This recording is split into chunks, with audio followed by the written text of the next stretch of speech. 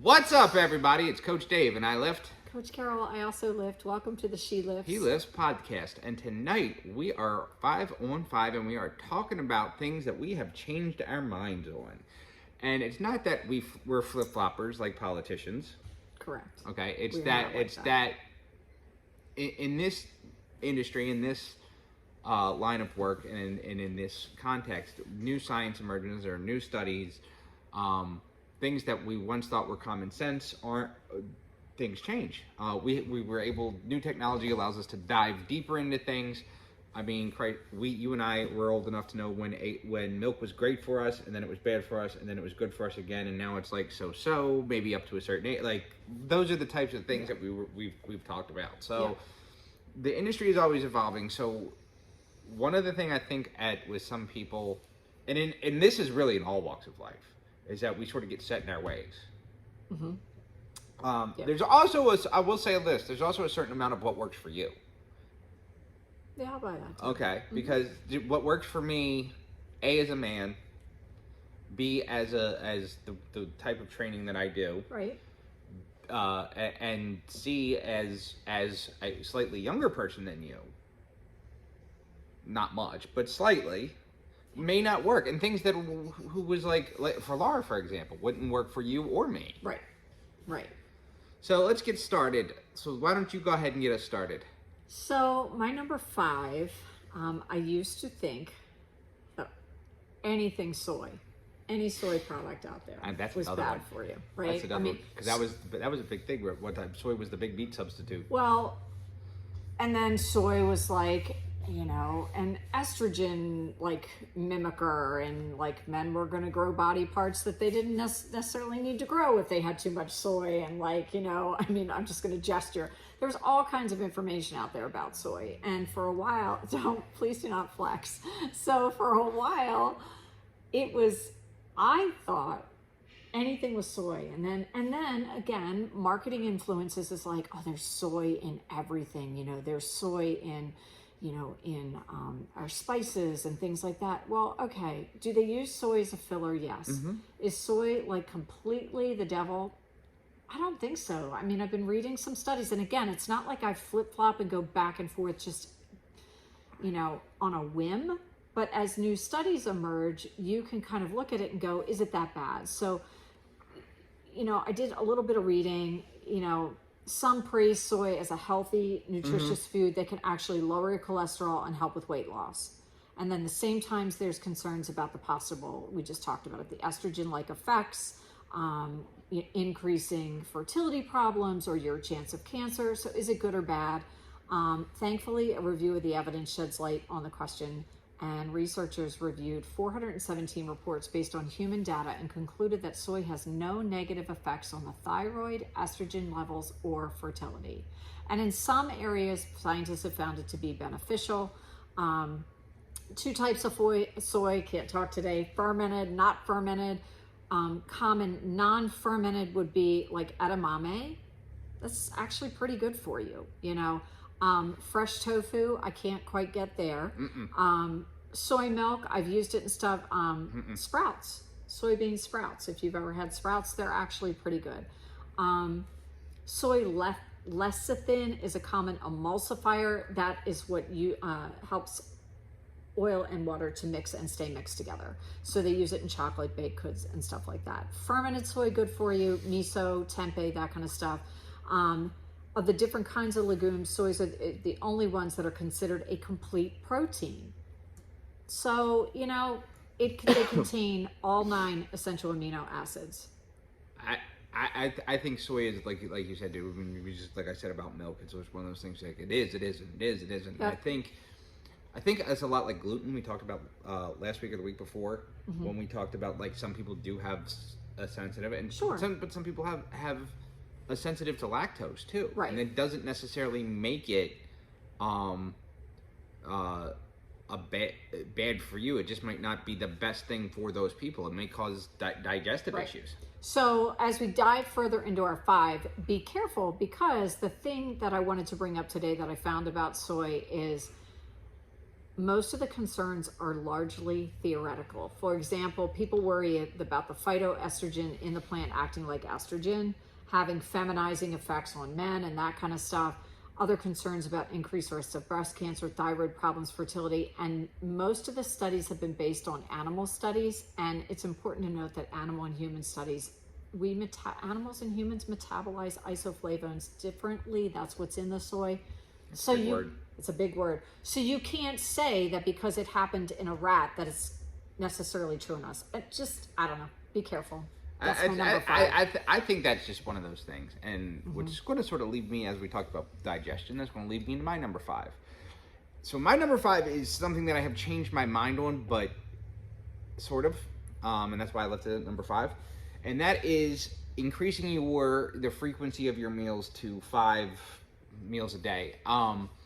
I still am a big proponent of it, so I'm still not a big faster. However, my reasoning behind it has changed.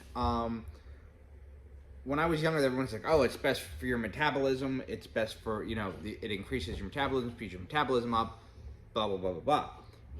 It doesn't. They've done multiple studies where they have in human randomized control trials where they have put people in different, and in controlled environments, let them feed, and not even change what they would eat necessarily, but fed one group 1 to 3 times a day, and another group 5 plus. Okay. Depending on the study, depending on the thing. It all comes down to metabolism all comes down to calories in, calories out. And I think we're going to dive into that in a few episodes down the road. But the thing is, where I find that this is still helpful, even though it doesn't, is that it helps your digestion, and it helps you get to the more you spread your food out, the more it prevents overeating and helps you keep your caloric intake in check. So think about this. Okay. You're on a 2,000 calorie a day diet. Okay. If you try to break that up into 2,000 calorie meals,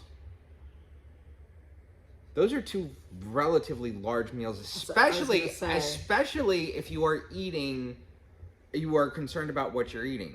Right. Okay, if you're eating the Matt Wilson diet of chicken, rice, and broccoli, that's a shit ton of chicken, rice, and broccoli in one feeding. That's a lot of broccoli. Right? Yeah, even if you're washing it down with a protein shake, if you're conscious of your macros Mm-hmm. and your fat intakes and your carbs, and are really watching what you're eating, Yep. that's a lot of food on one plate. In one time. So imagine throwing all that down.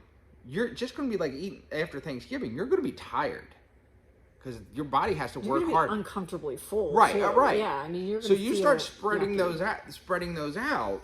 Now you're getting more and more. You can still have large quantity of volume of food. Right. Get your protein goal. Makes it easier to get your protein goals. Makes it easier for your body to get digest. The other part that I find, the longer I wait to eat, and if I'm eating 2,000 calorie meals a day, if I'm eating, let's say, breakfast and dinner, I'm eating breakfast at 7, even if I'm eating at 7 or 8 o'clock in the morning, and then trying to get to dinner at 6 or 7. Yeah. That's a long time in between. Yeah, and by the time dinner rolls around, I'm going to be starving. Yeah, true. So it doesn't affect your metabolism. It doesn't affect your metabolism. I really think your metabolism affects your frequency. I've eaten at times when I'm not in competition prep mode and when I'm not in necessarily a calorie dense mode, especially when I'm in a bulk, where I am eating 6 to 7 times a day because of the length of my day. Mm-hmm. So where I'll eat breakfast at 5 a.m., I'll have my first snack at 8:39, I'll have a pre-workout snack,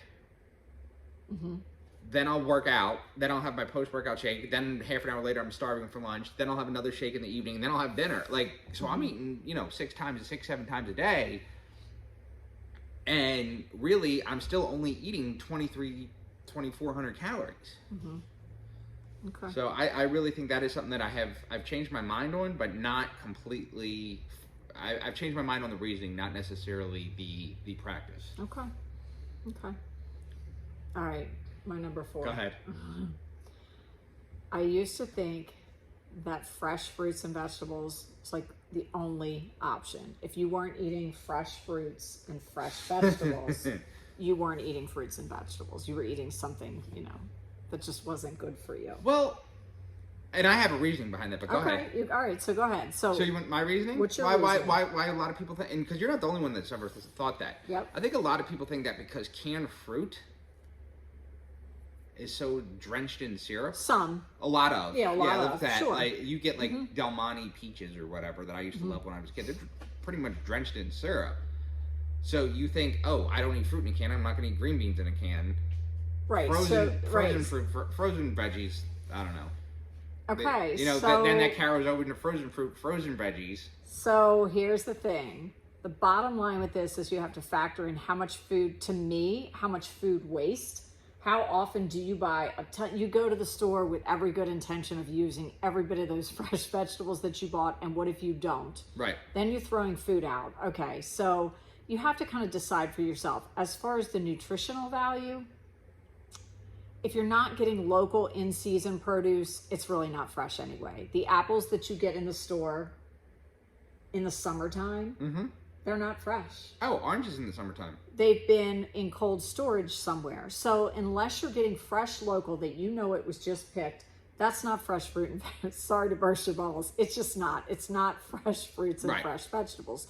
They're picked, they're transported from wherever they're picked to wherever they're housed to wherever, that distribution center. Then they go out to the stores. By the time you get it, it is quite possible that they've lost some nutritional value in transit. I don't know. I mean, so on the contrary, when you freeze fruits and vegetables, and I can tell you this because I am a nerd and I home can stuff and do home canning and home preserving fruits, which freezing is part of it. When you pick something fresh and you freeze it, there's a process, and it's fresh when you put it in the freezer, so it's not going to lose anything.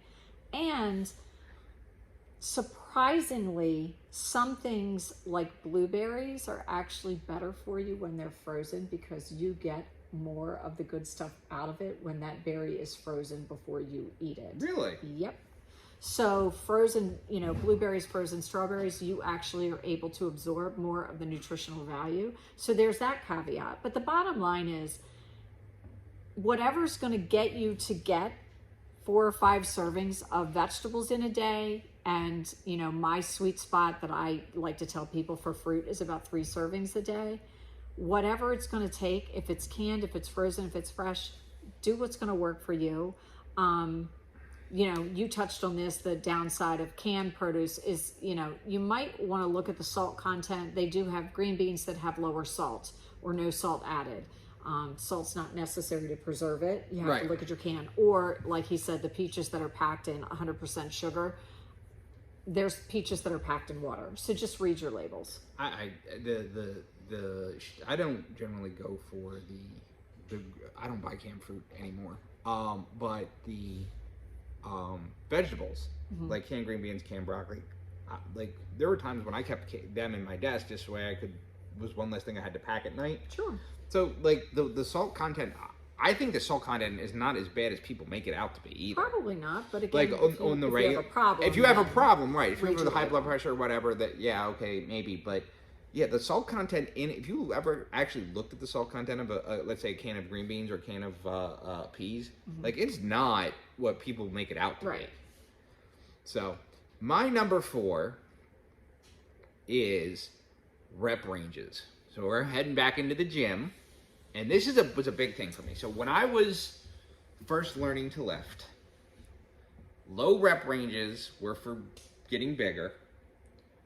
High rep ranges were for getting leaner. Also, I'm going to throw in there this too, because this is something that machines are for getting you lean, free weights are for getting you big. Okay. Yep. First of all, your muscles recognize tension. They can't read the number of the plates. They don't recognize the number of reps that you're doing. They can't count. They can't count. They can't add. And they can't see what you're lifting. But they can recognize the time that they are under tension. Right. Okay. So if your goal is hypertrophy and you like to train in a higher rep range, you can do that. You slow down your reps. You speed up your reps. And keep that use things like long length partials, which I'll get to in a minute. to help maximize your time under tension. What I was taught, 1 to 3 reps is your strength area. Anything from 4 to 8, that is for your size. 8 to 15 is for lean, and anything over 15 is for endurance. However, the studies now, and when it comes to hypertrophy, you can do that anywhere from, they say, 5 to 30 reps, depending on when That's a big difference. And it is a huge That's difference. Big difference. And that goes back to, if you're trying to grow, if you're trying to get bigger, truly get bigger, you can do that in a low rep range. And every now and then it is good to do that. It's even good to go, they'll say maybe go back and forth, again, depending on your goal, where you want to come in and okay, let's say you've been lifting in that 5 to 8 for a while. Now you want to go into that time. Now you want to go into, let's say, that up to 20, where you're either slowing down or speeding up and working in only part of the range of motion, maybe in a 3/4 partial rep, and really change the stimulus on the muscle to keep your muscle from getting running into plateaus.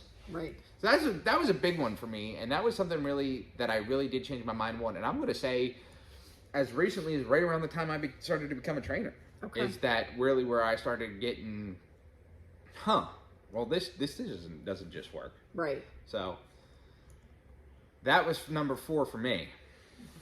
Let's go and let's talk about you now.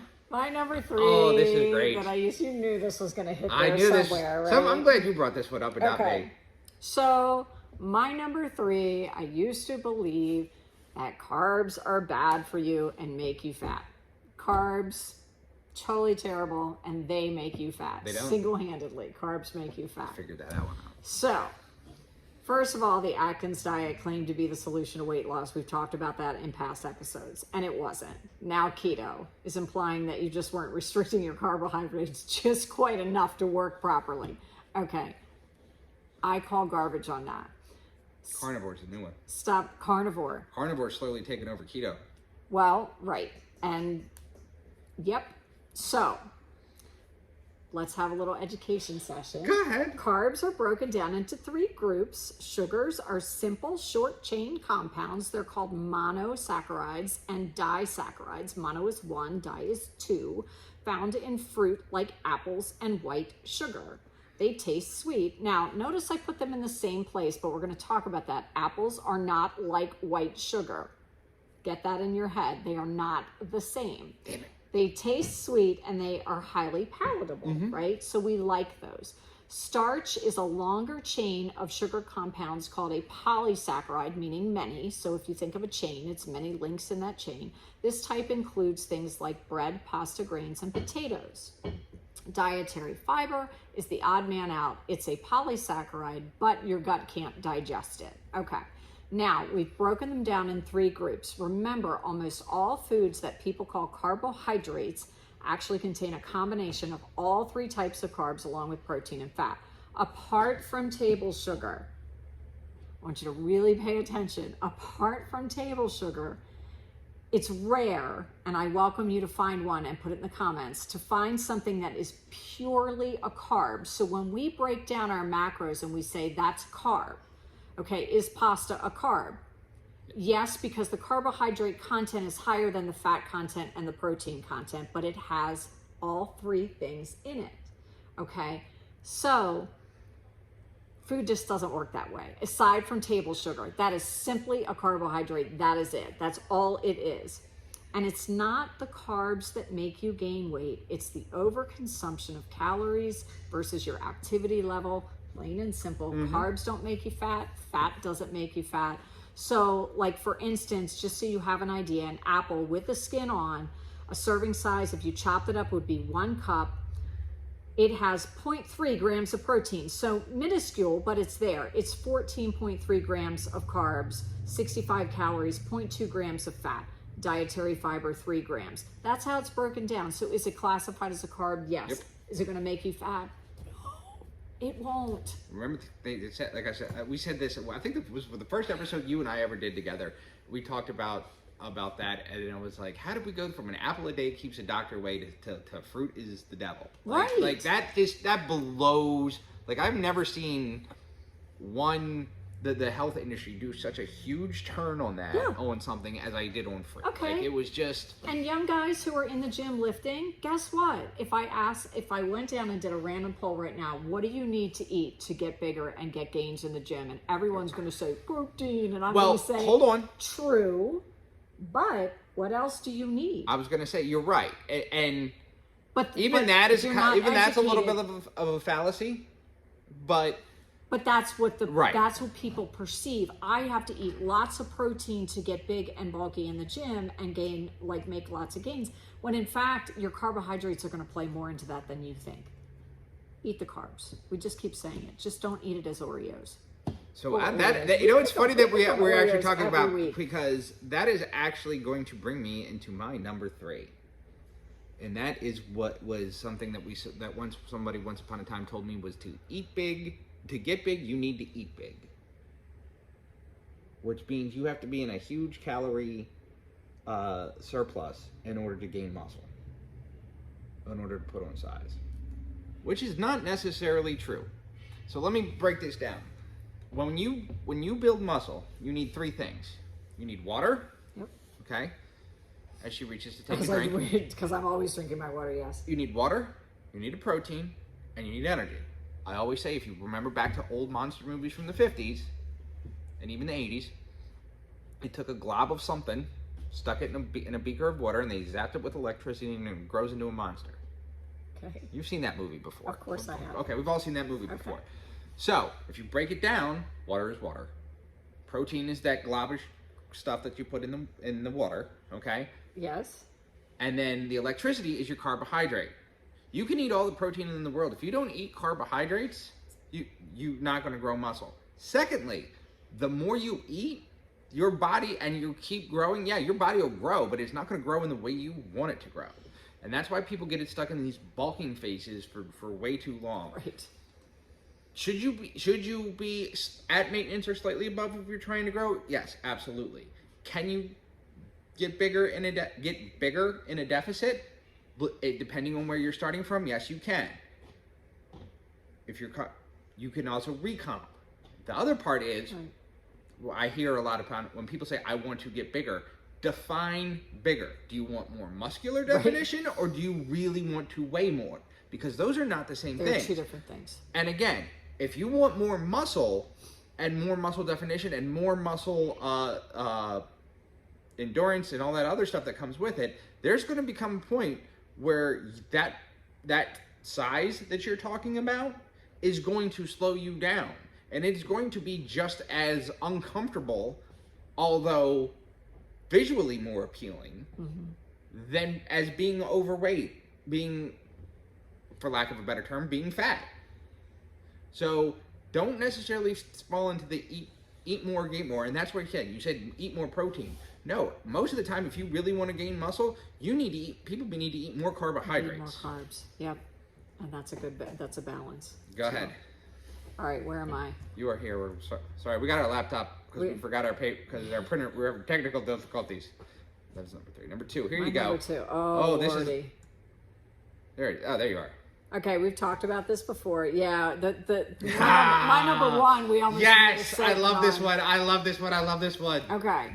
But number 2, I once believed that weighing and measuring every bite that I ate was the only way to be healthy and achieve my goals. Now, don't get me wrong. I do believe that you should in some way track what you eat depending on your goals. Okay. If you're not tracking or having an awareness of what you're eating, you're going to be all over the place. And then that could be problematic. But I don't believe in being overly obsessive about how you track it. There needs to be a balance so it doesn't become an unhealthy behavior, because I took it to that extreme. There are ways of tracking food without having to weigh and measure every bite. And it's different if you're competing or an athlete. I get it. Weigh and measure everything. Okay. Right. That's fine. But we're not athletes. We're not competing. We want to be healthy for the long haul. And that does not mean being obsessed about everything that you put on your plate and you eat. Like I used to call ahead to restaurants to try and get nutrition value on the menu items, because I wouldn't eat otherwise. So going back to what you just said, when I'm getting ready for jiu-jitsu, I don't the only thing I really track is how many carbs I'm eating for the Yeah. day. Like that's it. Like I don't calculate calories. Sure. I don't calculate. I know what. I occasionally will measure my protein, especially if I'm eating something that I know that's really easy for me to overeat. But that is the thing, and I've seen too many people drive themselves nuts and develop that obsessive behavior. Yeah. Why I'm not, at least not for long term. Maybe if you're just starting, I want you to see what 6 ounces of chicken looks like. I want you to see what a half a cup of rice looks like. Those types. But there's ways to do it without losing your ever-loving mind either. There is, and I don't think. I've coached one or two clients to make it easy, just to get their protein intake up, because I think a lot of people we just don't naturally eat enough protein in a Western quote unquote diet. So when you make that shift to a healthier way of eating and you want someone to increase their protein, there has to be an awareness. But I've coached solely on protein and pay attention to your fiber, because if you watch those two things, the other things tend to fall into place. Well, that's two. The other thing I coach a lot in my nutrition is watch your processed sugar. Okay, but the big thing to me is a lot of it. Most people, going back to what you said, and I'm not 100. I agree that that as a whole we don't get enough protein, but there are certain people that I've seen who in a quote unquote Western diet get plenty of protein. It's just everything else is out of whack. The big thing that I see when I do nutrition coaching is that most people need to clean up what they're eating, and if you do that before you start weighing and measuring, then the weight loss, fat loss, whatever it is that you're trying to do will come. If the few people who have been in the underweight and trying to add weight, that's a different story. But for the bulk of the people that I train who are trying to lose weight, most of them, it starts with cleaning up what you're eating, and then they'll tell me, oh well, I eat pretty good, and we'll go into some of those foods that we talked about last week, those trap food things. And I'm like, dude, like, come on, like, clean up what you're eating. Yeah. So let's jump to my number 2. This is a big one for me, and that was your head placement. What I mean, your head placement. When you lift, where are you looking? I was taught. I did for years, and even when I started training, I coached people to look straight ahead. Always keep your head up. Keep your head up. Keep your head up. Yep, I've heard that. The bulk of the exercises that you do, you should actually keep your head down. And actually, really, what you should do is keep your straight. So if you keep your spine neutral, the ideal in a bent over row, in a deadlift, in anything where you're pulling from the ground, a one-armed row,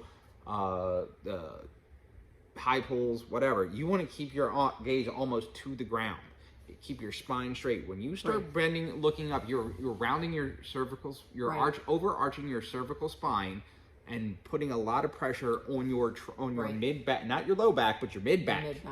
And the mid back is people really where you won't have debilitating injuries like you will in a low back, but you will have nagging injuries. Oh yeah. And those can be almost worse than debilitating injuries, because they're the ones that no one can really do anything other than put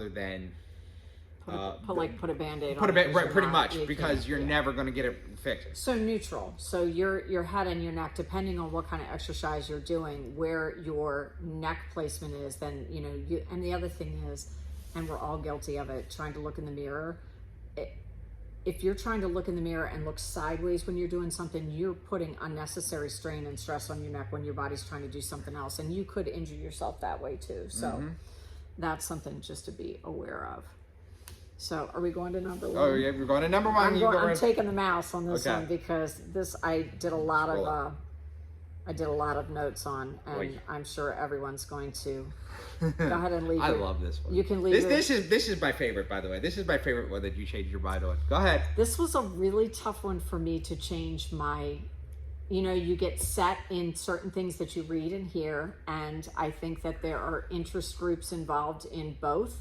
When we get into this, both promoting it and demoting it, and then somewhere in the middle is absolute truth. Okay, but the more science that comes out, and I'm not also a conspiracy theorist, so I'm not going to fall into that category either. Science is starting to show that organic produce and foods are not necessarily the best way to go. So if y'all want to shoot me now or leave it in the comments, go right ahead. I used to buy all organic. My grocery bill was ridiculous, okay? And that was before food started going up. So I've since modified. I definitely do not buy everything organic. And just so you know, organic doesn't mean that it's pesticide free either. And I think that's a huge misnomer that people think, oh, it's organic, it was not sprayed with anything. Yes, it was. It just was sprayed with something that is under and fits into those guidelines. Okay, so organic farmers aren't allowed to use synthetic fertilizers, but they can apply ones made from natural ingredients, which can still be dangerous for your health. Hate to say it. The major issue with our preoccupation with organic versus conventional is it actually scares some people away from eating perfectly safe produce, okay? Because you're afraid if it's not organic, I shouldn't be eating it. The most liberating thing I did was go into the store and stop buying everything organic, okay? Do I wash my stuff? Absolutely, you know, but okay. So, there's research from the Journal of Toxicology, if I can speak, that eating organic or eating non-organic might not even have any difference on your health risk. 1 in 10 Americans even meet the daily recommendation of servings of fruits and vegetables. So are you really intaking a lot of bad stuff? Probably not if you're not eating that much. So discouraging people from buying foods like strawberries and spinach if they aren't organic might be missing the point. There's a Safe Fruit and Veggies group. It's dedicated to encouraging people to eat produce that is both conventional and organic and provides the most up-to-date news and information about the health benefits of produce. Okay, so you can look them up. Some people are familiar with the environmental working groups, Clean 15 and Dirty Dozen list, which again, I lived by. And it's released every year in March. In theory, they use the pesticide data program to identify which conventionally grown produce has the most pesticide residue, like the Dirty Dozen, that they suggest you should buy organic, and the Clean 15 is the cleanest fruits and vegetables that are fine to buy conventional. However, sorry, lots of notes, guys. I did a lot of research. The EPA's rankings have come into hot water lately for how they interpret and frame their findings. Scientists have published studies and articles putting their rankings in perspective. A study published in the Journal of Toxicology found that the 12 foods in the Dirty Dozen contain negligible risk for consumers and that substituting organic did not result in any appreciable reduction in consumer risk. They went on to say the EPA's ranking method lacks scientific credibility.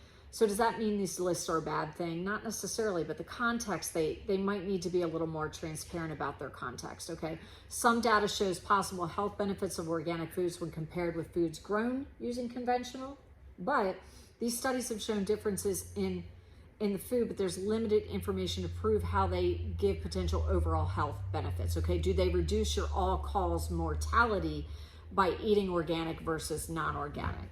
Whether you go totally organic or you choose to mix it, my suggestion was if you eat a variety of foods anyway, you're kind of further reducing. Like if you eat, say you ate spinach every day and it was treated with a certain pesticide in the growing process, then you are going to have a higher level of that intake of that particular pesticide, okay? If you're eating a wide variety of foods, you're going to reduce the risk of exposure to a single pesticide. And I know that sounds terrible, but what I'm saying is just, you know, you can wash your fruits and vegetables. Does it take it out completely? Probably not, but know that that organic apple that you're eating had something put on it too. Right. So, you know, there's a lot of stuff out there that's natural that's harmful too. Opium is natural. Cyanide. Well, that just got morbid in a hurry, didn't it? I mean, right? So, like, I'm just saying. No, I've gone back to that, and this is, I've never been a super organic person, like ever. Like organic vinegar. What is that even a thing? Right. Why is that's a thing? I don't even know. Okay. Well, actually, it is. Actually, it is because I don't know about the white vinegar, but I have seen organic apple cider vinegar because it comes from the organic apple cider plant. Like, I mean, come on, right. like, seriously. Okay. Well, no, and I Sorry, get, like, I'm being snarky. No, and I don't want to be snarky, but I get what people are saying, and I understand. And when you look at certain things that have risen in our society, as far as